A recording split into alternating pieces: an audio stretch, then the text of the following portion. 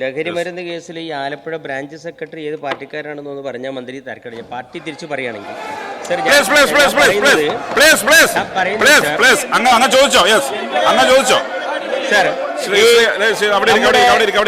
കായിക മേഖലയുടെ കായിക രംഗത്ത് ദേശീയ തലത്തിലും അന്തർദേശീയ തലത്തിലും കേരളത്തെ പ്രതിനിധാനം ചെയ്ത ആളുകൾക്ക്, കായിക താരങ്ങൾക്ക് വിവേചനരഹിതമായി അവരർഹിക്കുന്ന തലത്തിൽ ജോലി കൊടുത്ത് അവർ അംഗീകരിക്കുക എന്ന് പറയുന്നത് നമ്മുടെ സംസ്ഥാനത്ത് നടന്നുകൊണ്ടിരിക്കുന്ന സംഗതിയാണ്.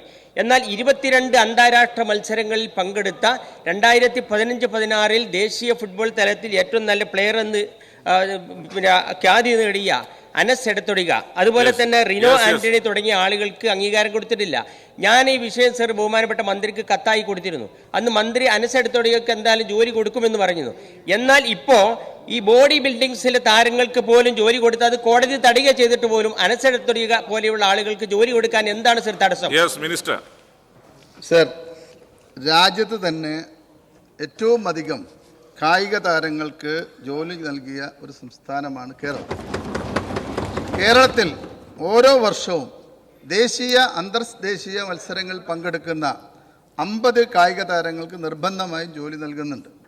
അതോടൊപ്പം തന്നെ മറ്റുള്ള വകുപ്പുകളിൽ കായിക വകുപ്പിൻ്റെ ശുപാർശ കൂടാതെ തന്നെ ജോലി നൽകുന്ന സംവിധാനവും നിലവിലുണ്ട്.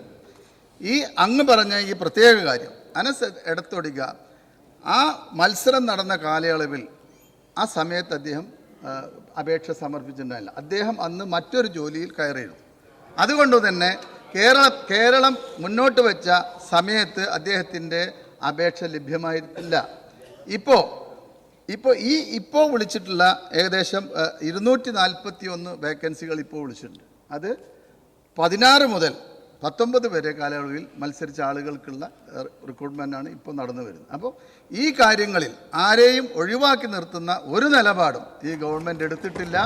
രാജ്യത്ത് തന്നെ മാതൃകാപരമായി കായിക താരങ്ങൾക്ക് ജോലി നൽകുന്ന ഒരു സംസ്ഥാനമാണ് കേരളം.